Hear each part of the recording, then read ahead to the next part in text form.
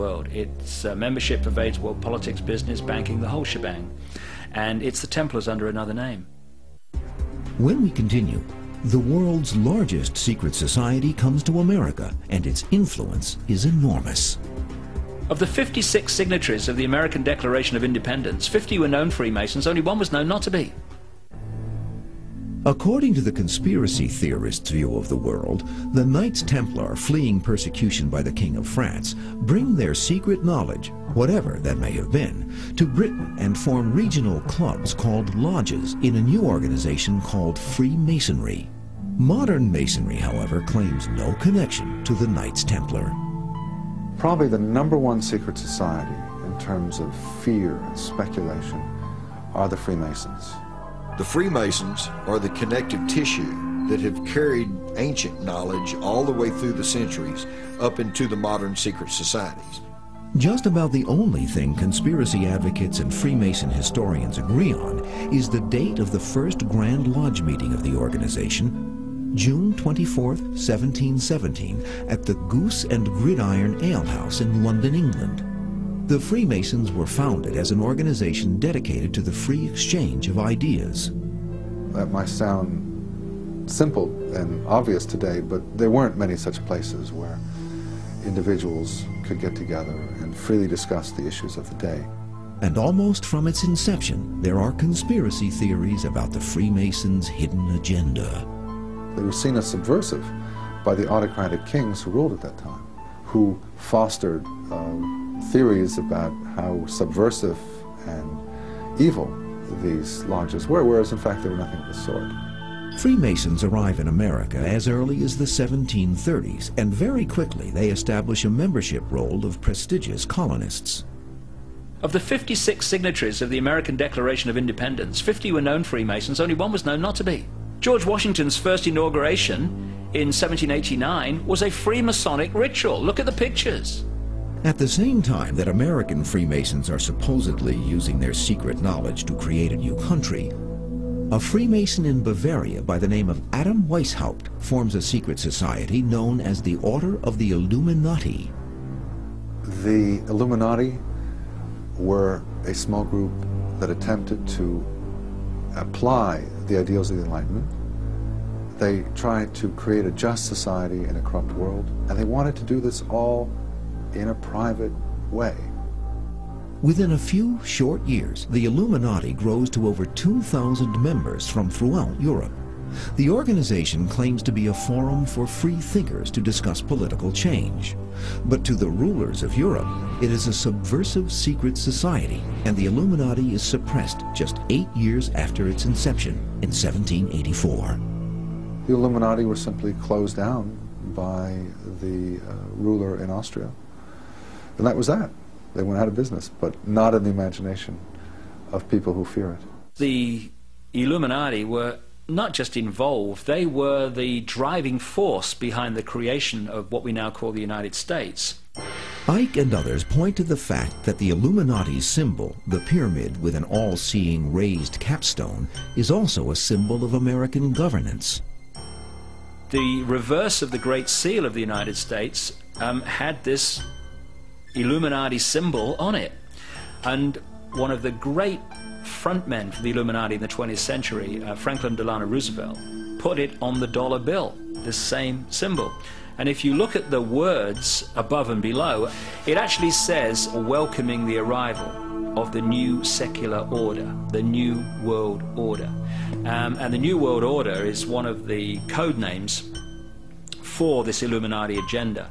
Even the most endearing of all American icons is believed by many to be a symbol of the Illuminati conspiracy. The most obvious symbol of the Illuminati through history has been the torch, or the lighted torch, or the flame. Illuminated ones, Illuminati. Now, the most famous lighted torch in the world is the Statue of Liberty, right, in New York Harbor. Now, of course, because of the propaganda, Americans see that as a symbol of they're in the land of the free. That Statue of Liberty was given to New York by French Freemasons from Paris. And in this topsy-turvy world, that is not saying in New York Harbor, look, this is the land of the free. What that's saying is, we're running the show, we're telling you, but you can't see it, can you? I think it's all nonsense. It is nonsense that's repeated and acquires a certain reality because it's repeated decade after decade by so many people, but it doesn't make it more true. The official Freemason history claims no connection to the Illuminati nor any other type of secret inner circle by any other name. In fact, some state that the Freemasons are not a secret society, but an open society with secrets. Now, I don't want anybody to get the wrong idea. I'm not saying that all Masons are sinister conspirators. It's not the case at all. But what Masonic historians and authors have made very, very plain is that within Freemasonry, there is a small inner core, an inner circle, if you will, of people who have some knowledge of the true agenda. And then you have a huge outer circle that basically doesn't even know the inner circle exists. Who are the handful of men inside this so-called inner circle? To find the answer, conspiracy advocates point to one secret society in continuous existence since 1832. Skull and Bones is a springboard for a young man to be brought in, trained, conditioned, imbued with these doctrines, and then placed into positions of power to carry out the agenda of the older secret societies. The ratio of Skull and Bones members who go on to significant positions of power, either in front of the camera or behind it, is enormous. The Skull and Bones Society does not operate in isolation. It is a strand within the greater web, and an important one in America. Presidents are not elected by ballot, they are selected by blood. When we continue, the bizarre rituals of the Skull and Bones Society and the elite membership that performs them. You were supposed to be able to hear screams, blood-curdling screams coming out of the tomb of Skull and Bones. The Skull and Bones Society is founded in 1832 by 15 seniors at Yale University in New Haven, Connecticut. They establish a secret society with rules and rituals that remain unchanged to this day. Well, secrecy has always been extremely important to Skull and Bones, but there's been a schizophrenic kind of aspect to it. For instance, throughout the early 1900s, the New York Times would often publish, sometimes on the front page, the names of the new Skull and Bones initiates. And the Yale class books would, up until the 1960s, publish the names of each class of Skull and Bones. Still, even though their identities were known, what they did inside the tomb was still supposed to be top secret. The tomb is the Skull and Bones Clubhouse, a 3-story, almost windowless brownstone on High Street.